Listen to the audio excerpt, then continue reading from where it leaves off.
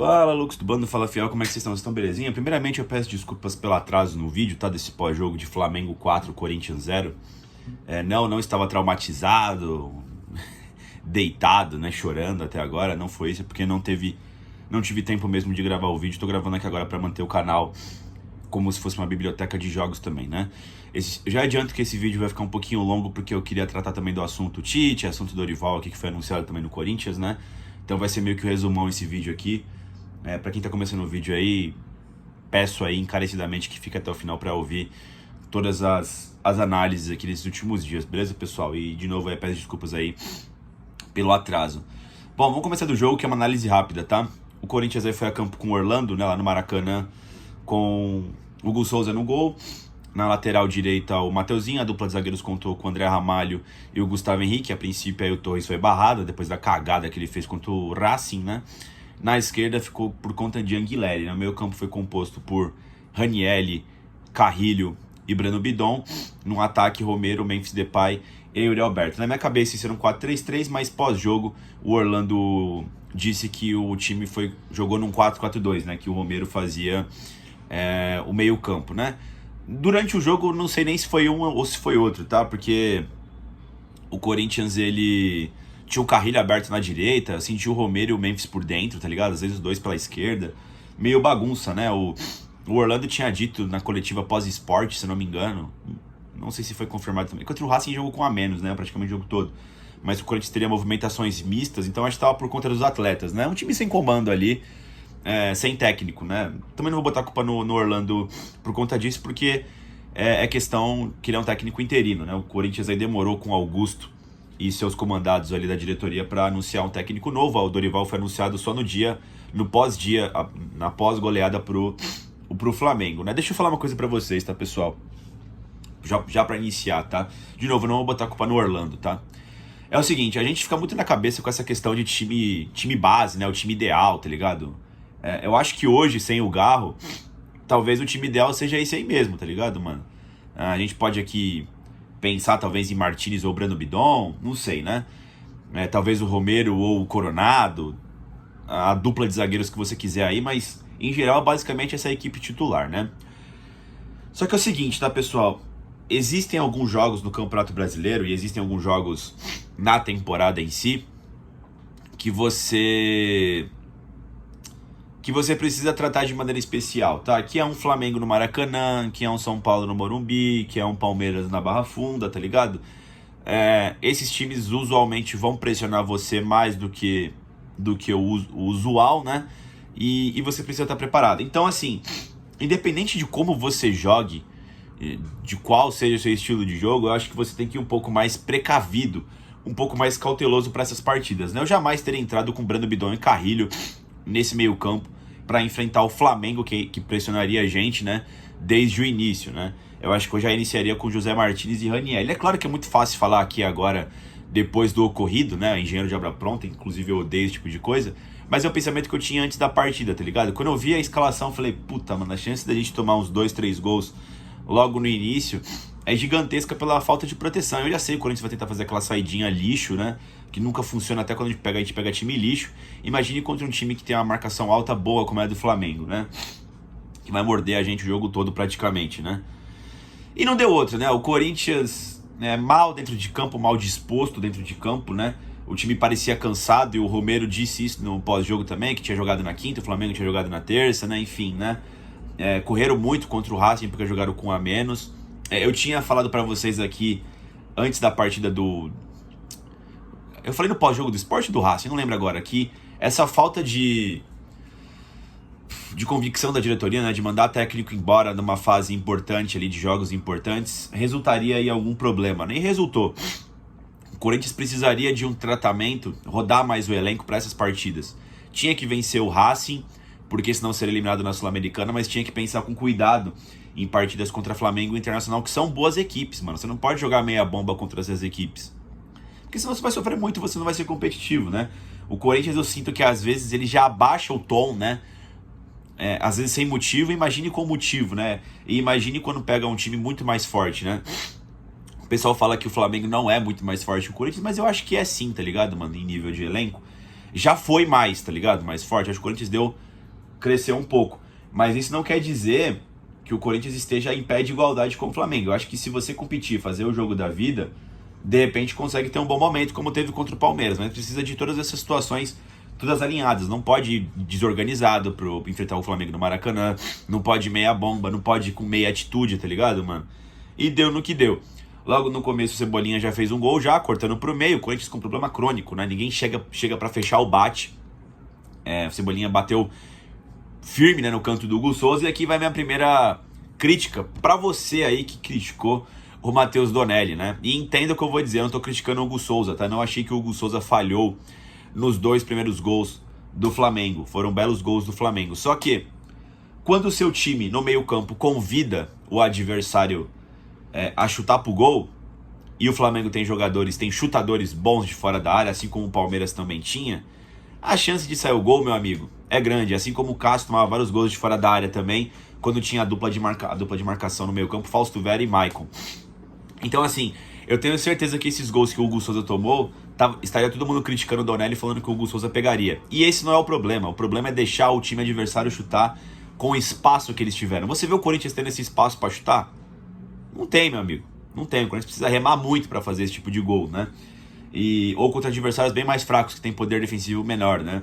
Então, assim, é um absurdo o Everton Cebolinha ter aquele espaço para poder finalizar, o zagueiro não fechar, o volante não tá ali. O Brando Bidon não tava em nenhum lugar, o Carrilho também não tava em nenhum lugar. O Ranieri, que tava mais preso, fica sozinho num time que tava jogando um 4-4-2, que era o Flamengo, né? Disposto em campo era um 4-2-3-1, mas jogava só com 2 atacantes efetivamente e um monte de meias, né? Então você vai ter superioridade numérica dos jogadores do Flamengo. Embora o Orlando tinha dito que a gente estava jogando um 4-4-2, estava com 3 jogadores de origem no ataque, né? O Romero, o Memphis e o Yuri não frequentariam aquele espaço do gramado, e o Brando Bidon e o Carrilho não tem esse poder de marcação tão grande, né? Então é isso que eu quero dizer. Assim como o Hugo não falhou no primeiro e no segundo gol, você, canalha, e criticou o Donelli, também não teria falhado, tá ligado? Esse que é meu ponto. Eu acho que a gente tem que analisar muito bem o que é falha, tá ligado, mano? Eu acho que o pessoal não tem muito claro na cabeça o que é uma falha de goleiro, tá ligado? Eu acho que esse lance aqui serve muito pra doutrinar e ensinar vocês um pouco de futebol, né? A falha tá no meio campo. Logo na sequência o Flamengo já manda a bola na trave, tá ligado? Com o Pedro. Enfim, pressão do Flamengo, né? O Corinthians não conseguia fazer nada. O Corinthians dá uma melhorada, consegue deixar o jogo mais equilibrado. Tem até uma boa finalização do Carrilho, né? No cruzamento do Anguilleri, consegue trocar mais ele pega de voleio, né? Consegue tocar mais a bola, né? Enfim, dar passes laterais, ali tem um pouco mais de controle. Mas depois, em mais uma jogada clássica, o Corinthians sempre sofre, né? É só você ver os gols que o São Paulo fazia no Corinthians no Morumbi, tabelando pelo meio, sabe? Ninguém chega, mano. Porra, me dá um ódio disso, mano.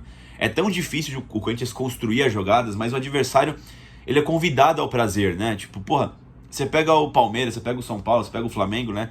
Essas equipes que tem bons jogadores, né? Quando jogam com os times titulares, né? Se você não chegar junto, mano, os caras vão chegar. Olha o espaço que deram pra Arrascaeta, ele veio tabelando, finalizou, enfim. O Pedro mesmo, tem uma jogada que ele sai driblando todo mundo, mano, ninguém chega. O Ramalho me dá nojo, mano. Deixa eu falar uma coisa pra vocês, tá? Vou fazer uma comparação aqui esdrúxula, tá? Como é que eu posso explicar? Pra vocês não me xingarem aqui. O Torres, eu acho ele insano, tá ligado? E o Ramalho, eu acho ele um péssimo zagueiro. Qual que é a diferença? O Torres, eu acho que ele é um zagueiro, tá? Eu, de fato, acho que ele é um zagueiro. Ele é grande, ele é forte, ele tenta chegar no adversário. Só que imagine a seguinte situação. Você tá trabalhando lá, no seu notebook, papapá. O Torres é aquele cara que ele entrega as coisas, que ele faz certinho o trampo dele. Só que de repente ele pega o notebook e joga na cabeça do gerente, tá ligado? Ou ele pega o notebook e taca no chão, ou ele dá um soco na cara do companheiro de equipe, né? Ele é esse tipo de cara, tá ligado? No ambiente de trabalho. No ambiente de trabalho normal. O Ramalho, eu acho que ele é um funcionário incompetente, tá ligado? Ele não sabe fazer a função de zagueiro. Ou ele não sabe mais, que ele tá velho, não sei. Mano, pra fazer o que o Ramalho faz na zaga, eu também faço, mano. O cara não. Ele não avança nenhuma jogada pra fechar o bate, parece estar sempre lento, parece estar sempre cansado, tá ligado, mano? Não dá pra você ter um zagueiro na equipe porque a saída de bola dele é qualificada. Caralho, mano, eu não sei que porra é essa que tem hoje em dia que o zagueiro, o número 1 dele precisa ser a saída de bola qualificada. Não. Não, caralho. Por exemplo, o goleiro, ele tem que ir bem com a mão, tá ligado, mano? Ser bom debaixo das traves. O zagueiro, ele tem que ser bom no corte, sei lá, chegar firme, tá ligado? Depois você tem o atributo do cara saber sair jogando bem, mano. Pô, isso me irrita demais, mano. Olha, de verdade, mano, eu acho que o Ramalho me irrita mais do que o Torres. Porque o Torres você fica puto com umas decisões que ele toma, né? Pô, o maluco é extremamente burro, tá ligado, mano? O Ramalho não. Mas enfim, 2-0 Flamengo, né? O Arrascaeta chuta da meia-lua, sem chance pro Hugo Souza, né? Aí já virou várzea, né? Aí o Corinthians não abandona essa porra de querer fazer saidinha qualificada lá atrás. Mano, tava pedindo pra tomar esse gol. Beleza, caiu na conta do Hugo Souza a entregada, né? Mas pra quem viu o jogo contra o Sport, contra o próprio Racing, outras partidas aí com essa saidinha de bola lixo, mano, com jogadores que não sabem fazer essa porra, e com a marcação ajustada do adversário, uma hora ou outra alguém ia fazer o gol, e sai de forma ridícula, né? O Hugo Souza saiu pelo meio, não tinha ninguém no meio, o Pedro chegou chutando, tá ligado, mano? Gol de FIFA, assim, quando você tá desestabilizado, tá ligado, mano? 3-0 Flamengo, acabou o jogo. Acabou o jogo, né? O Memphis ainda foi agredido no jogo, tomou um chute do Léo Ortiz, o juiz deu nada, né? Aliás, que transmissão lixo da Globo, né? Eu assisti pela Globo, né, pra passar, pra ficar no tempo real, né, porque não se assiste na TV aberta. Não dá pra assistir, não é uma especificidade do Corinthians, tá? Quando eu vou ver Flamengo e Palmeiras, Flamengo e São Paulo, é a mesma merda. O grupo de comentaristas ali, o narrador, parece que ele tá torcendo pro Flamengo, tá ligado, mano? Porra, vai tomar no cu, mano. Toda vez que o Flamengo faz uma jogada é tudo incrível. Toda vez que o Corinthians faz uma jogada foi falha do Flamengo. Não dá pra ver jogo assim, mano. É um lixo a cobertura da Globo quando passa o jogo do Flamengo. Você fica irritado, mano. Enfim, a cobertura da Globo não tem como, velho. É uma merda, mano. Impossível, tá ligado, mano? Ver o jogo desse jeito, né? E aí o Memphis Depay, ele foi agredido ali pelo jogador do Flamengo. Tomou um chute na canela, mano. Foi um chute. Ele foi agredido, tá ligado? O juiz nem deu falta. Nem porra nenhuma. Enfim, ridículo, tá ligado, mano? Assim, isso aí o VAR não chama, né? E o Memphis, ele corre risco de não enfrentar o próximo jogo contra o Novo Horizontino por causa do trauma. Ele tomou um chute, mano. Deliberadamente, do Léo Ortiz ou Léo Pereira, sei lá, mano. Um dos Léo do Flamengo, um dos zagueiros do Flamengo, né? Mas foi sem querer. Mas, porra, você pode agredir o adversário, mano? Foda, mano. Tirou ele do jogo, entrou o Igor Coronado, né? Aí o Corinthians vai pro segundo tempo, já com 3-0 no cu, né? O Flamengo continua em cima na segunda etapa. A defesa do Corinthians não existe, né? O meio campo não existe. Chute de fora da área do Arrascaeta, pega no travessão, né? Enfim, vários escanteios, pressão do caralho do Flamengo. O Corinthians não faz porra nenhuma o jogo todo, né? O Orlando também manteve a mesma equipe, mesmo cansado. Aí quando ele vai fazer 3 substituições, né? Sai um pênalti pro Flamengo. E assim, o pênalti ridículo, né, mano? Por que é ridículo, tá? O Igor Coronado, ele toca no Everton Ribeiro, no Arrascaeta. Ele toca, mano, mas não tem aquela porra lá? Será que o chute teve intensidade pra derrubar o adversário? Ele toca no pé da Arrascaeta depois do rolinho que ele toma, passa os 2 segundos, a Arrascaeta, ai, caralho, fui tocado, né? Ele pega e cai no chão. Mano, isso não existe, velho. Enfim, pênalti pro Flamengo, o Pedro bate bem e coloca ponto final na partida, Flamengo 4, Corinthians 0, né? O Orlando ainda bota o Maicon no lugar do Carrilho, o Martínez no Raniel e o Thales Magno no lugar acho que foi do Romero, eu acho, né? Ali substituições protocolares ali e acabou desse jeito a partida. Corinthians 0, Flamengo 4, né? Flamengo 4, Corinthians 0, direto do Maracanã. Não posso deixar de passar aqui o absurdo que a Polícia Militar do Rio de Janeiro faz com as torcidas organizadas do Corinthians. As caravanas chegaram no Rio de Janeiro e só puderam entrar no segundo tempo. Isso é um absurdo.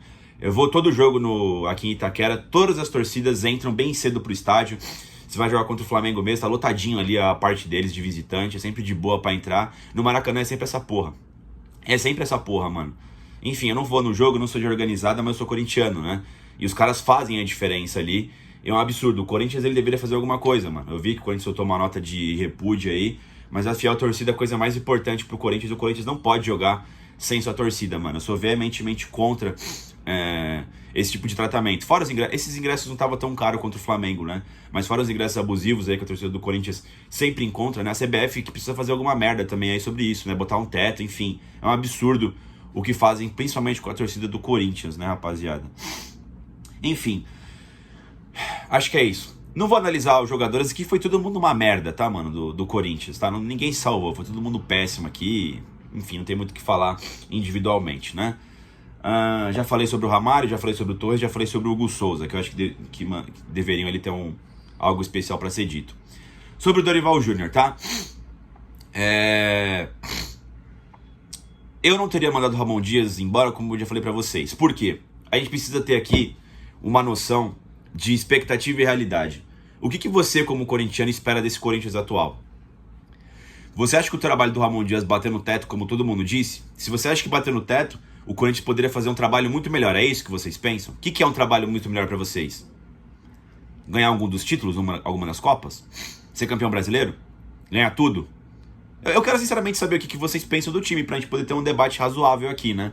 Porque é o seguinte, eu acho que o Corinthians melhorou muito no ano passado depois da janela. Só que eu não acho que o Corinthians está no nível de Flamengo e Palmeiras ainda. Por diversos motivos. Financeiro é um deles. O Corinthians ele pode brigar em uma das Copas. Ou Copa Sul-Americana ou Copa do Brasil. Ir bem no Brasileiro ali, ficar numa zona de segurança, de repente buscar um G6, ter um ano digno. Assim como foi ano passado na reta final. Portanto, a gente tinha críticas ao Ramon Dias, mas ele tinha controle da equipe. Fora que ele conseguiu por 2 vezes dar a volta por cima, né? É muito raro o técnico estar com um trabalho praticamente demissionário, ele conseguir dar a volta por cima. Ele conseguiu 2 vezes. Quando foi eliminado na Copa Sul-Americana e na Copa do Brasil, ele emendou 9 vitórias seguidas no Brasileiro. Esse ano ele foi eliminado na Pré-Libertadores, ele conseguiu ser campeão paulista na sequência. Então, assim, foram remontadas na jornada dele no Corinthians, né? Por que não uma terceira vez? Ele estava indo mal ali, perdeu pro Fluminense, pro Palmeiras. Mas na minha concepção, eu já vi trabalhos muito piores, muito menos respaldados, durarem mais tempo no Corinthians do que esse trabalho do Ramon Dias aí, que é um trabalho que gerou título, né? Que é um trabalho onde ele tinha domínio no elenco. Então, assim, o Augusto Melo foi muito pelo Memphis Depay, deu uma entrevista coletiva lá demissionária do Ramon Dias, foi pela organizada, o Ale dos Gaviões fez um postzinho lá na sequência, o Ramon Dias foi demitido, né?